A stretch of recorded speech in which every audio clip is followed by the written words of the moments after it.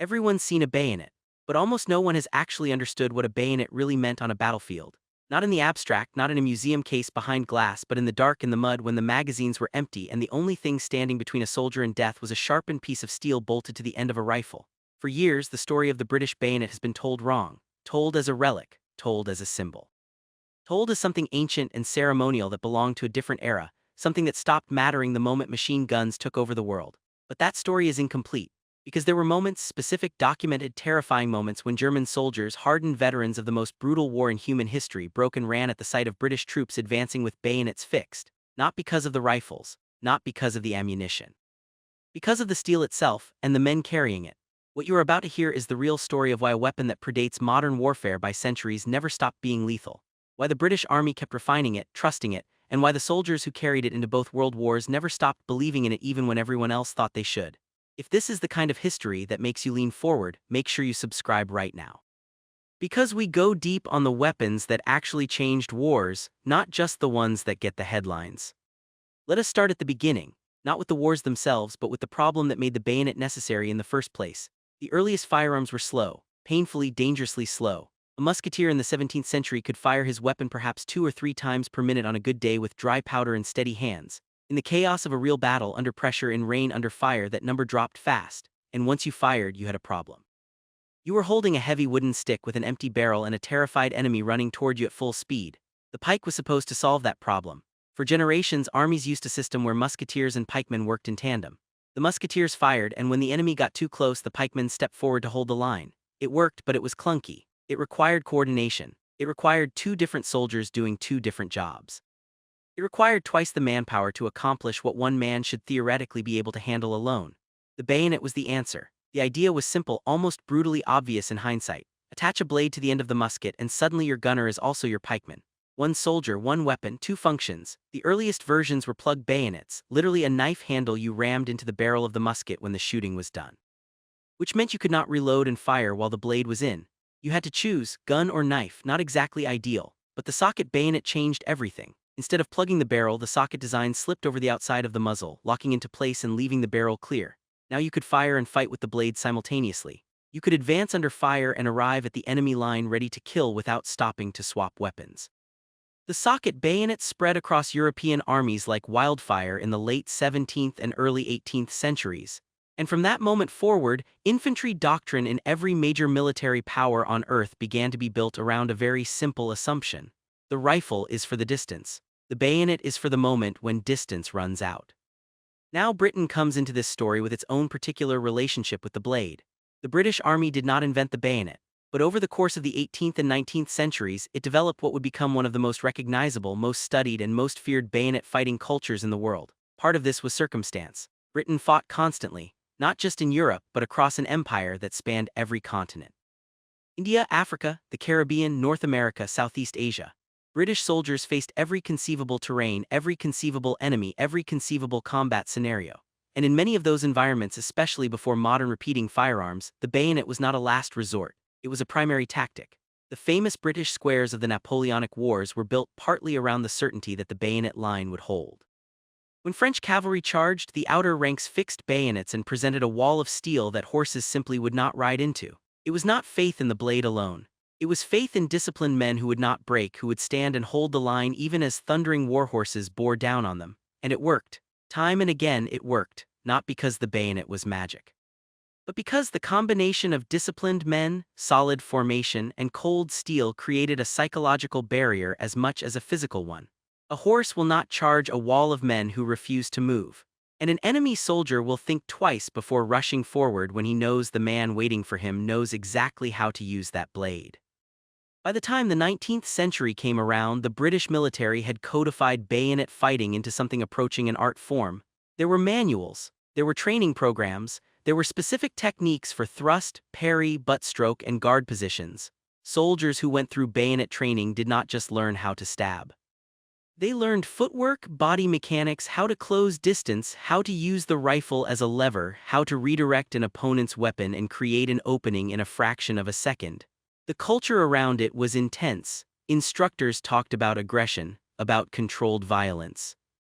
About the difference between a soldier who fights with a bayonet because he has to and a soldier who advances with it because he chooses to, because he wants to close that distance, because he has trained so specifically for that moment that he no longer fears it. That psychological difference was everything. Then came the first truly industrial war. The Crimean War of the 1850s showed the world something it had suspected but not fully confronted. That modern rifles, particularly the new rifled muskets with their dramatically extended range and accuracy, were reshaping what battlefields looked like. The famous disasters of that war, the charge of the Light Brigade being only the most notorious, demonstrated that sending men forward in the open against prepared positions armed with modern weapons was a recipe for catastrophe. But the bayonet did not disappear. It evolved in how it was used. In the tight corridors of trenches, in the brutal close work of storming a fortified position, in the moment after the wall was breached and defenders and attackers found themselves face to face in a space too narrow to bring a rifle up and aim it properly, the bayonet remained devastating. And the lessons of Crimea fed directly into how the British Army would approach the next generation of conflicts. The weapon itself would need to evolve too, because the rifles were changing. And a bayonet designed for a Brown Bess musket was not the right tool for a Martini Henry or a Lee Metford. This is where the specific lineage of the pattern 1888 bayonet becomes important, and this is where things get genuinely interesting from a design perspective. By the 1880s, the British Army was transitioning to the Lee Metford rifle, a bolt-action repeating firearm that represented a massive leap forward in technology. The old socket bayonets were gone. The new generation of bayonets were sword bayonets, long-bladed weapons that could serve as short swords in close combat. But there was a problem. The long blade was awkward, it caught in undergrowth, it was heavy, it threw off the balance of the rifle. And in the kind of fighting British soldiers were increasingly encountering in colonial campaigns, flexibility and speed mattered more than raw reach. The pattern 1888 bayonet was designed to address this. It was a knife bayonet, shorter and more practical than the sword patterns that preceded it. The blade was roughly 12 inches, double-edged for most of its length, with a clip point that made it effective for both thrusting and cutting. It had a handle made from steel with wooden grips, a crossguard that locked into the lug on the rifle barrel, and a pommel designed to give a solid grip even in wet or bloody conditions. It was in short a serious weapon made by people who took seriously the fact that it would be used to kill human beings at very close range. The design was not flashy. It did not have ornate decorations or ceremonial flourishes. It was functional to the point of severity. Every element of it existed to solve a specific problem.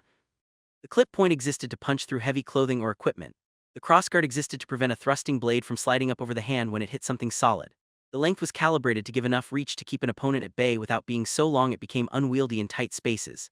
It was a weapon made for the reality of what soldiers actually faced, not the idealized version of combat that tended to dominate military thinking in the elegant drawing rooms of Whitehall. The Lee Metford with the pattern 1888 attached became a familiar sight in the colonial campaigns of the late Victorian era. In Sudan, at the Battle of Omdurman in 1898, where the young Winston Churchill famously rode in the last great cavalry charge in British history, the infantry squares held their line against tens of thousands of charging modest warriors. And when the firing stopped being enough, the bayonets finished the work. In India, in Afghanistan, in the various small and brutal campaigns that kept the empire running through the last decades of the 19th century, British soldiers carried this bayonet into terrain and combat scenarios that would have seemed impossible to the men who designed it. And it held up, but nothing holds up forever. And by the early 1900s, the British Army was looking at a new rifle. The short magazine Lee Enfield, better known as the SMLE, was entering service, and it needed a new bayonet to go with it. The pattern 1907 bayonet is the weapon this story is really about. If you have seen a British soldier from the First World War, you have seen this bayonet. It is one of the most recognizable military blades in history, and its reputation among the soldiers who carried it and the enemies who faced it is something that goes far beyond simple specifications. The pattern 1907 was designed by the Wilkinson Sword Company and various Royal Ordnance factories to fit the SMLE. The blade was 17 inches long. Let that number settle for a moment. 17 inches. That is nearly half a meter of sharpened carbon steel. With the rifle itself, a British soldier advancing on you presented a combined weapon length of over 5 feet. That is not a small thing coming toward you across no man's land. The blade was single-edged for most of its length, with a fuller running along the back to reduce weight without compromising strength. The tip was cut back at an angle, the clip point again designed specifically for penetration. The handle was of the same practical design philosophy as its predecessor. Checkered wooden grips, a substantial crossguard, a pommel that could be used as a striking weapon in its own right if necessary. The whole assembly locked onto the SMLE via a mortise slot and stud system that, when properly engaged, was solid. It did not rattle, it did not flex. It became part of the rifle, an extension of it, as natural and inseparable as the stock itself to the soldiers who trained with it daily. Now the SMLE itself deserves a moment here because understanding why the pattern 1907 was so effective requires understanding the rifle it was attached to. The short magazine Lee Enfield was, by most assessments, the finest bolt-action combat rifle of the First World War, not necessarily because of its theoretical specifications alone, but because of the combination of its design with the training British soldiers received to use it. The Lee Enfield had a 10-round detachable box magazine, which was unusual for its era. Most contemporaries had 5-round magazines. It had a smooth bolt action that skilled soldiers could operate with extraordinary speed. The famous mad-minute drill, in which a trained British soldier was expected to fire 15 aimed rounds per minute, was not a theoretical exercise. It was a standard that soldiers were tested against and were expected to meet. German soldiers in 1914, encountering British infantry for the first time at places like Mons, initially reported that they were being engaged by machine gun fire, because the volume and speed of aimed rifle fire coming from British infantry was so far beyond what they had experienced that their only frame of reference was automatic weapons. This was the rifle that the pattern 1907 was designed to complement, a weapon built for speed, for volume, for disciplined aggression. And the bayonet that went with it was designed with the same philosophy: use it fast, use it decisively, commit. The early months of the First World War created conditions that nobody in the military establishments of any country had genuinely prepared for. The opening campaigns of 1914 were violent and fluid in a way that the Western Front's trench warfare would later obscure. At Mons, at Le Cateau, at the Marne, British and German forces clashed in open and semi-open terrain, where the distances between opposing forces collapsed rapidly and brutally. It was in these early engagements that the combination of rapid SMLE fire and bayonet charges created what became a signature of British infantry tactics. Fire until the enemy is disrupted, then close the distance fast and finish with the blade. The Germans, who had anticipated a war of maneuver, of artillery preparation and coordinated advances, found themselves dealing with something psychologically difficult. The British infantryman in 1914 was a professional. Not a conscript, not a civilian who had been handed a rifle 6 weeks ago. He was a trained, experienced soldier who had in many cases served in colonial campaigns, who had fired thousands of rounds in training, and who had practiced bayonet fighting with the kind of repetitive intensity that turned a theoretical skill into an instinct. When these men fixed bayonets and came forward, they did not look like men who were frightened. They looked like men who had been waiting for this moment. There are documented accounts from German veterans of 1914 and 1915 describing the psychological impact of a British bayonet charge in terms that go beyond tactical description. The sound of it was part of it. Boots on broken ground, the rattle of equipment, the shouts that British soldiers were trained to make as they advanced, all of it designed, consciously or unconsciously, to create a wall of noise and motion that built on itself as the distance closed.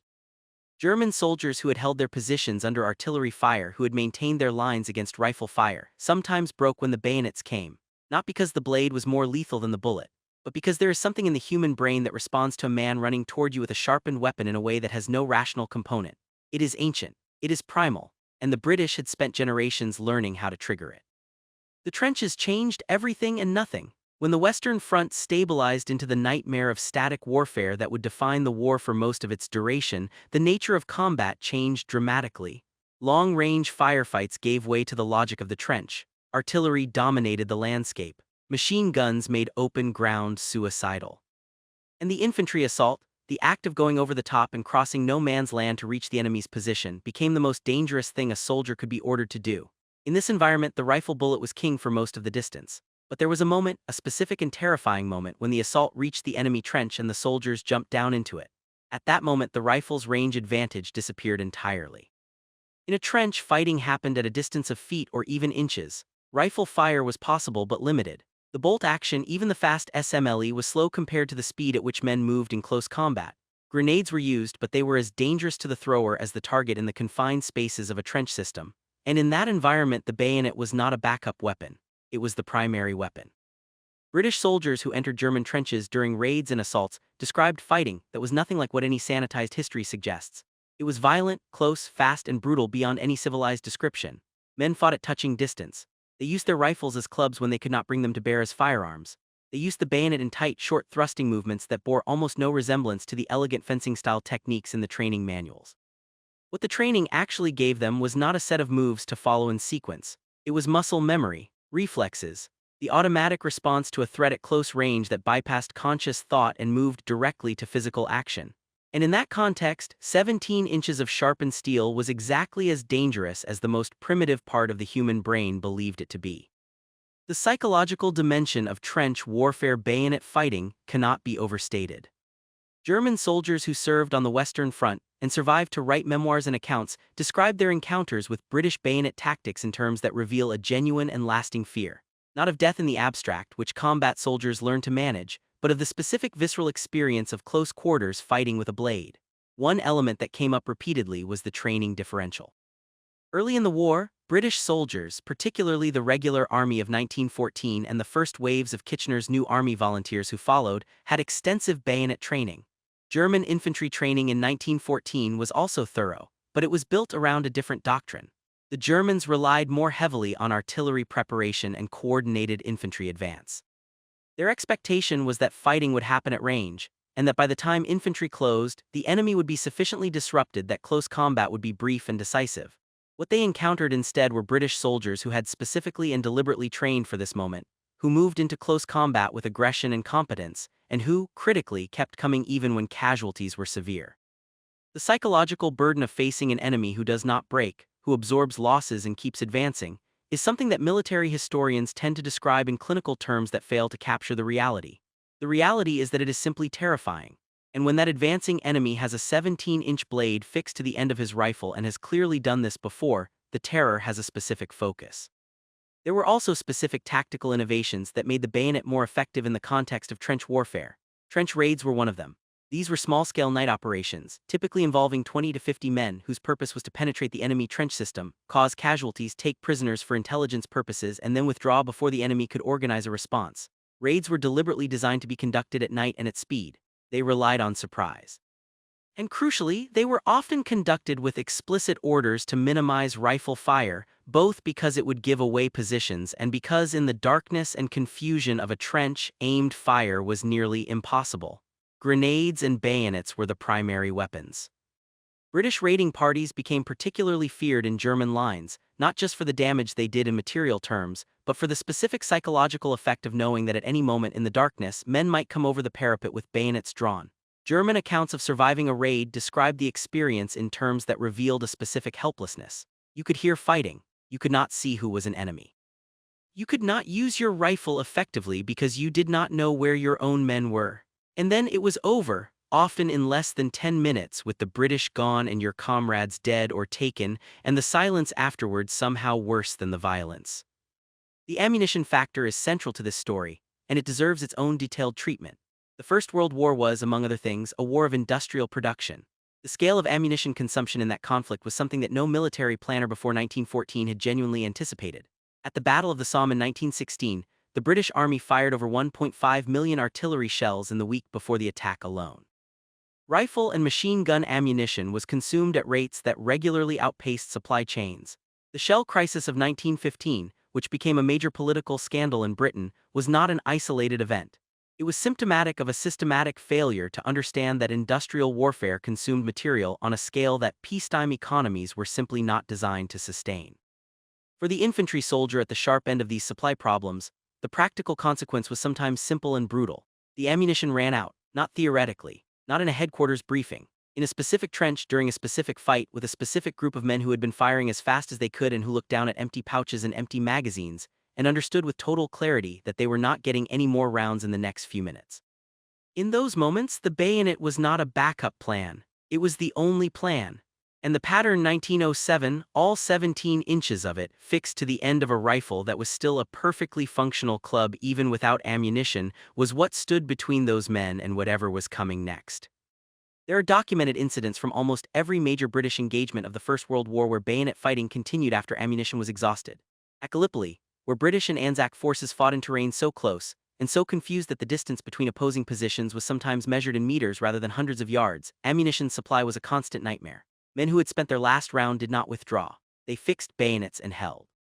And the accounts from both sides of those engagements describe fighting of an intensity that the polished official histories tend to smooth over. At Fromelles in 1916, at High Wood during the Somme, at Passchendaele in 1917, the pattern repeated. Artillery would tear apart the landscape.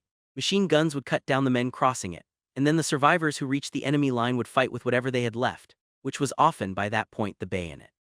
The German soldiers who survived these encounters and described them afterward almost universally mentioned one thing: the British kept coming, not just the uninjured ones, men who were visibly wounded who had no right to still be on their feet, who were operating on something beyond rational assessment of their own survival odds. They came forward with the bayonet and they did not stop coming. The Second World War introduced a different tactical landscape in many ways. Mechanized warfare, air power, sophisticated logistics, and new weapons like the submachine gun changed the nature of infantry combat. But the bayonet did not disappear. The British Army entered the Second World War with the pattern 1907 still in service, alongside the new No. 4 spike bayonet, a brutally simple design that abandoned the cutting blade entirely in favor of a pure thrusting spike. The No. 4 spike bayonet is a fascinating object. It is, in design terms, almost aggressively utilitarian. It is no cutting edge at all. It is a metal spike approximately 8 inches long with a simple socket that fits over the barrel of the No. 4 Lee-Enfield rifle. That is it. No handle as such, no edge, no crossguard, just a spike. And it tells you something important about what the British Army had learned from the First World War about how bayonets actually got used. The fancy training manual techniques, the parry and riposte, the elegant cuts and slashes that made bayonet training look almost like fencing, those were not what happened in real combat. What happened in real combat was that men thrust forward with their rifle at the nearest enemy and tried to punch the blade through whatever was in front of them as fast and hard as possible. A spike did that job efficiently and was cheap and fast to produce. The pattern 1907, however, remained in service throughout the war. Stocks of them were enormous and they were issued to units that needed them. And the tactical situations of the Second World War, particularly in certain theaters, meant that the bayonet continued to be relevant in ways that might surprise anyone who thinks of that conflict primarily as a war of tanks and aircraft. North Africa provides some of the most documented examples. The Desert Campaign, fought between 1940 and 1943, across Libya, and Egypt, created conditions that were in some ways reminiscent of the fluid, fast-moving combat of 1914. Distances were vast, supply lines were stretched, and there were specific moments when units found themselves cut off, outflanked, or engaged at close range in ways that no amount of tank support or air cover could resolve. At the Battle of Gazala in 1942, at various engagements around Tobruk, at the Second Battle of El Alamein, there were moments where British infantry fixed bayonets and went forward under conditions that would have been familiar to their fathers on the Somme. The terrain was different. The tanks were different. But the moment when the rounds ran out and the enemy was still coming was exactly the same. And in those moments, the training that British infantry still received in bayonet fighting, the muscle memory built through thousands of repetitions in training grounds that had not fundamentally changed their teaching since 1914, was exactly what the situation required. German soldiers on the receiving end of these charges in North Africa described reactions that mirrored what their counterparts on the Western Front had described a generation earlier: disorganization, fear, in some cases withdrawal or surrender, not because the bayonet was physically more dangerous than a bullet, but because the psychology of a man advancing with a fixed blade who has already decided to close the distance is a specific kind of terrifying. The Burma campaign deserves particular attention here, because it produced some of the most intense close-quarters fighting of the entire Second World War, and some of the most extensively documented bayonet engagements in British military history. The jungle of Southeast Asia created conditions that were in many ways the ultimate test of close-quarters fighting capability. Visibility was measured in meters. Artillery support was limited by the terrain. Air support was unreliable. Supply by conventional means was often impossible. And the Japanese army, which was fighting the British and Commonwealth forces in Burma, had its own deeply embedded culture of close-quarters combat and bayonet fighting. The result was a war within a war.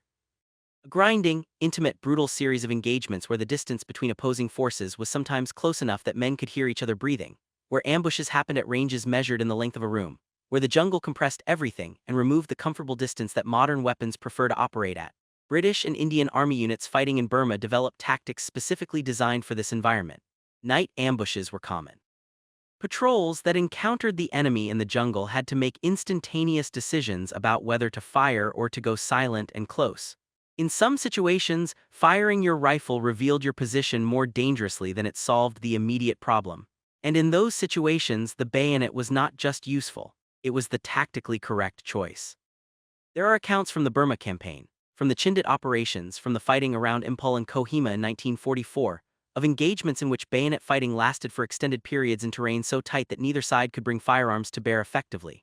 At Kohima, which has been called the Stalingrad of the East, fighting took place at ranges of sometimes fewer than 50 meters, with grenades and bayonets used as frequently as rifles. The accounts from survivors on both sides describe those engagements with a uniformity of horror that is its own kind of evidence about what close quarters fighting with blades actually involves. The question of why the bayonet retained its psychological power through two world wars, through the development of machine guns, automatic weapons, tanks, aircraft, and artillery that could reduce a fortification to rubble from miles away, is one that military historians have approached from several angles. The simplest answer is also probably the most true. No weapon in human history has been designed to be used against the part of the human brain that it actually affects.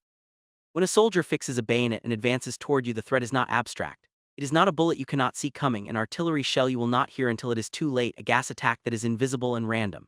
It is a man, a specific man, moving toward you with a blade, and every piece of human evolutionary programming that has kept our species alive for hundreds of thousands of years fires simultaneously. The threat is immediate, the threat is visible, the threat is personal.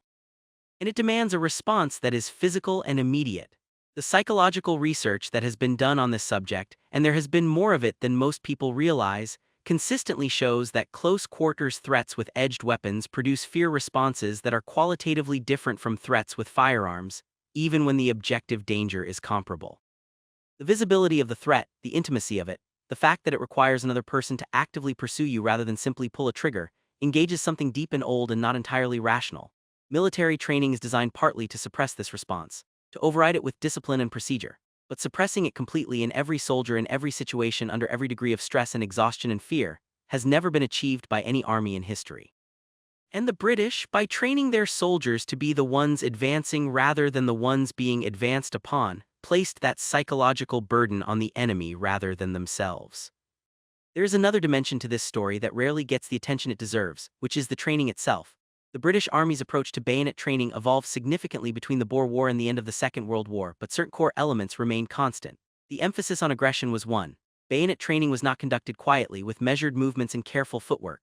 It was loud, fast, and physically violent. Soldiers screamed during bayonet practice. They charged straw dummies at full speed. They drove the blade home with the full weight of their body behind it. The instructors were not gentle. The language used in training was not polite. The whole thing was specifically designed to break down the inhibitions that most humans carry against close, physically violent aggression against other people, and replace them with a conditioned reflex that would function under combat stress. This approach was controversial even at the time. There were officers and thinkers who questioned whether the emphasis on bayonet aggression was militarily productive, or whether it was a form of institutional theater that had less to do with actual combat effectiveness and more to do with maintaining an aggressive martial culture. And that debate was never fully resolved. But the practical evidence from the men who trained this way, and then used the skill in combat, suggests that the training did what it was designed to do. Soldiers who had gone through intensive bayonet training fought differently in close quarters situations than soldiers who had not. They were faster to commit, they were less likely to hesitate, and they were more likely to press an attack even when the situation was uncertain, which in close quarters fighting is often the difference between winning and losing. The specific design characteristics of the pattern 1907 that made it effective in actual combat as opposed to training are worth examining in detail, because they reflect careful thinking about real fighting conditions. The length of the blade, 17 inches, was not arbitrary. It was calibrated to give enough reach that a soldier engaging an opponent at arm's length could threaten him without the opponent being able to grab the blade or deflect it with a free hand. This matters more than it might seem. In a close quarters fight, the distance between combatants is constantly changing. A blade that is too short can be closed on. A blade that is too long is difficult to maneuver in tight spaces. 17 inches, attached to a rifle with a 30-inch barrel, gave a total weapon length that maximized reach while still being manageable in the confined quarters of a trench. The clip point tip was another deliberate choice. A straight spear point requires more force to penetrate because the resistance builds gradually as the widening blade enters the target. A clip point concentrates the initial penetration force on a smaller area, getting through clothing, equipment, and into the body more efficiently.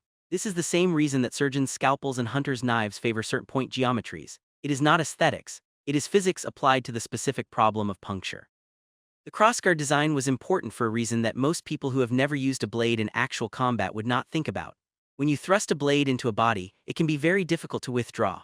The target material grips the blade, muscles contract around it. If you're fighting multiple opponents, being unable to withdraw your weapon quickly could get you killed while you are trying to pull it out of the first one. The crossguard of the pattern 1907 prevented the hand from sliding forward onto the blade during the thrust, but it also acted as a stop that prevented the blade from going in too far, which paradoxically made withdrawal faster and easier. This was not accidental. It was designed by people who had thought very carefully about the sequence of events that happened when a blade entered a human body during actual fighting. The handle design deserves mention too. The checkered wooden grips of the pattern 1907 were designed to maintain traction under wet and bloody conditions. This is not a minor consideration. A handle that becomes slippery when wet is a catastrophic failure in the specific conditions of trench warfare, where everything was wet, where men's hands were wet, where blood was a constant presence.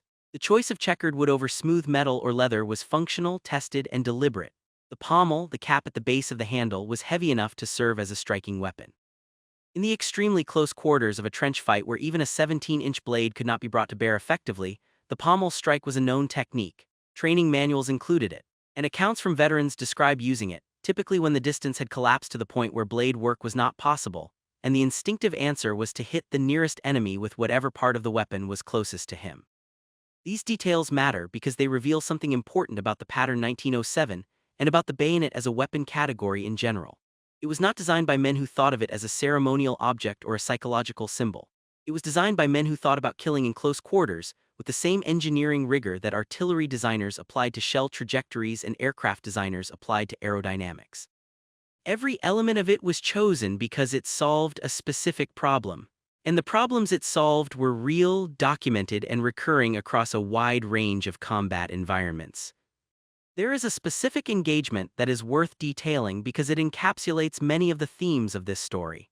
At the Battle of Arras in April 1917, British forces launched a major offensive that opened with one of the most successful artillery preparations of the entire war. Canadian forces famously captured Vimy Ridge. But in the subsequent fighting, as the initial breakthrough stalled and the battle settled into the attritional grinding that characterized so many Western Front offensives, there were specific unit actions that demonstrated exactly what the combination of SMLE rifle fire, bayonet aggression, and trained infantry could accomplish even against prepared German defensive positions. One battalion of the Royal Fusiliers, attacking toward the village of Roa, ran into a German counterattack as they consolidated a position they had just taken at significant cost. The counterattack came from a direction that was not expected, cutting off two of the battalion's companies from the main body and from resupply. The men in those companies had expended most of their ammunition in taking the position. What followed was not a withdrawal. The company commanders made the decision to fix bayonets and advance into the counterattacking German force rather than wait to be overrun with empty rifles. The accounts from survivors describe what happened next in terms that were consistent across multiple witnesses. The Germans, who had been advancing in good order, hesitated when they saw the British advancing toward them rather than retreating. The hesitation lasted only seconds, but it was enough. The British, screaming and running at full speed, closed the distance before the German soldiers could bring their rifles to bear effectively at such close range. What followed was brief and violent. The German counterattack collapsed, survivors withdrew. The two British companies held the position until resupply arrived. The total time of the close quarters engagement was estimated at less than 3 minutes. The psychological and tactical impact lasted much longer. The German unit involved did not attempt another frontal counterattack in that sector for the remainder of the day. This pattern of aggression overcoming numerical and material disadvantage through speed, commitment, and the psychological shock of the bayonet advance appeared in the records repeatedly across multiple theaters and multiple years of both world wars. It was not universal. There were also bayonet charges that failed catastrophically. That went wrong because the defenders held their nerve, because the ground was wrong, because the timing was off, because there were simply too many defenders and too few attackers, and no amount of aggression could change the arithmetic. War is not a movie and courage is not sufficient on its own. But the consistency with which bayonet charges produced psychological disruption in defenders, even when those defenders were not themselves lacking in courage or training, reveals something important about the specific effect of this particular form of violence. The German army, it should be noted, was not without its own bayonet culture. The S-8498 and its various successors were issued throughout the war, and German soldiers were trained in their use. But the specific emphasis that British Army training placed on the aggressive use of the bayonet, the deliberate cultivation of what instructors called the spirit of the bayonet, an almost combative embrace of close-quarters violence, was something that military observers from multiple countries noted as distinctively British. French and German training tended to be more technically focused on technique as an end in itself. British training subordinated technique to aggression. The specific technique mattered less than the mental state of the man using it. the commitment to close the distance and keep going regardless of what the defender did. This philosophy was articulated explicitly in British training manuals of the First World War era, which used language that would be considered extreme in any peacetime context, but which reflected hard-won understanding of what actually worked when men fought each other with blades at killing range. The industrial scale of the First World War also had an interesting effect on the bayonet's cultural significance within the British military. Because so many men passed through training, and because bayonet training was a universal part of that experience, the bayonet became a shared reference point for an entire generation of British soldiers. Men who had never used their bayonet in combat, and most soldiers never did, still knew the weapon intimately from training. They had spent hours with it. They had run at dummies with it. They had fixed it and unfixed it thousands of times. It was part of their physical vocabulary in a way that no other weapon except the rifle itself was. This created a cultural weight around the bayonet that went beyond its tactical utility. Veterans who wrote about the war often mentioned the bayonet as a symbol of something that was hard to articulate, but that had to do with the specific nature of infantry combat, with the willingness to close the distance and be present for the violence rather than standing at a safe remove and pulling a trigger. There was, in some veterans' accounts, almost a respect for it that had little to do with its effectiveness. As if the willingness to use it said something about a man that other aspects of combat did not. The second generation of soldiers who went through training for the Second World War inherited this cultural context. Many of their fathers and uncles, and in some cases older brothers, had used the bayonet in the trenches. The weapon itself was physically the same in many cases. Stocks of pattern 1907 bayonets were vast and they continued in service. The training carried the same philosophical DNA, even as the specific tactical situations it was preparing men for had changed. And when those men encountered conditions in Burma, in North Africa, in Italy, in Northwest Europe after D-Day, where close quarters fighting was not just possible but inevitable, that cultural and muscle memory inheritance functioned exactly as it was supposed to. There is a moment in the Italian campaign that deserves particular attention. In the fighting around Monte Cassino in early 1944, British and Allied forces faced one of the most strongly defended positions in the history of the war. The monastery on the hilltop, the German paratroopers dug into the surrounding